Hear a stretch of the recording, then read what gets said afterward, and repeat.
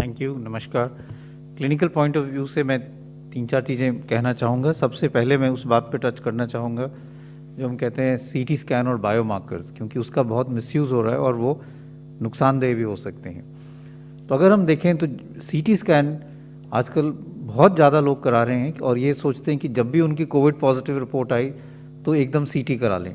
सबसे मैं पहले ये कहना चाहूँगा कि शुरू में सीटी कराने का कोई फ़ायदा नहीं है। माइल्ड जो आपको अगर इन्फेक्शन है, माइल्ड कोविड है, तो सीटी से कोई फ़ायदा नहीं है। सीटी में कुछ पैचेस आएंगे। कई स्टडीज़ हुई हैं, एक स्टडी हुई है जिन्होंने एसिम्प्टोमेटिक लोगों में सीटी देखा और ये पाया कि 30 से 40% एसिम्प्टोमेटिक लोग जिनको कोई लक्षण नहीं है, सिर्फ उनका कोविड पॉजिटिव है, उनके सीटी में भी कुछ पैचेस आते हैं और वो अपने आप बिना ट्रीटमेंट के ख़त्म हो जाते हैं। तो इसलिए सीटी कराने का कोई फ़ायदा नहीं है, स्पेशली अगर आपको माइल्ड इलनेस है, आप होम आइसोलेशन पे हो और आपकी सैचुरेशन ठीक है और कोई ऐसे कोई लक्षण नहीं है। दूसरा, इसका नुकसान समझने की ज़रूरत है। अगर हम एक सीटी कराते हैं, it is equivalent to almost 300 to 400 chest x-rays. आपने एक सीटी कराया तो आप ये समझ लें कि आपने अपने 300 एक्सरे करा लिए चेस्ट के।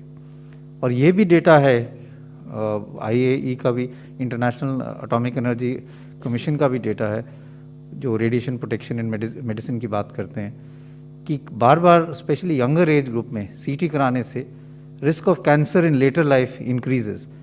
तो आप अपने आप को नुकसान ही ज़्यादा करा रहे हैं जब उसकी ज़रूरत नहीं है, क्योंकि आप अपने आप को रेडिएशन एक्सपोजर कर रहे हैं और उससे बाद में कैंसर होने का चांस बढ़ सकता है। इसलिए मैं यही कहूँगा कि अगर आपको कोई सिम्टम नहीं है, माइल्ड डिजीज़ है और सैचुरेशन ठीक है, तो प्लीज़ सीटी ना कराएं। सीटी तभी कराने की ज़रूरत पड़ती है अगर आपको मॉडरेट इलनेस है और आप हॉस्पिटल में एडमिट हो रहे हैं, और अगर डाउट हो तो पहले चेस्ट एक्सरे कराना चाहिए, उसके बाद ही सीटी स्कैन कराएं।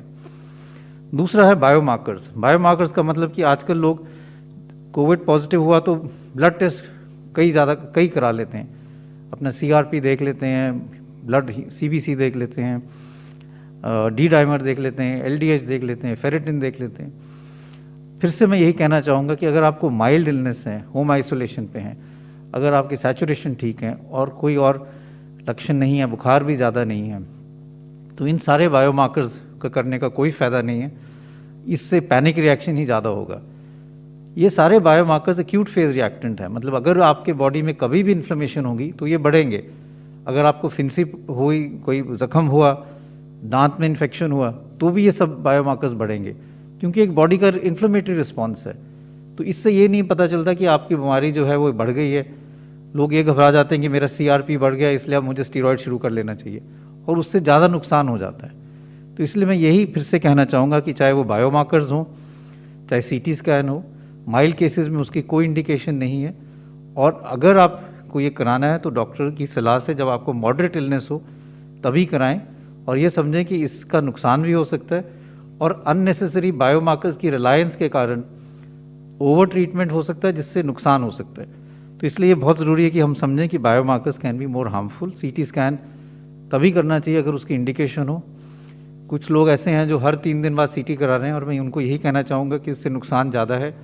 आप अपनी बॉडी को रेडिएशन एक्सपोजर कर रहे हैं जो बाद में नुकसानदेही हो सकता है।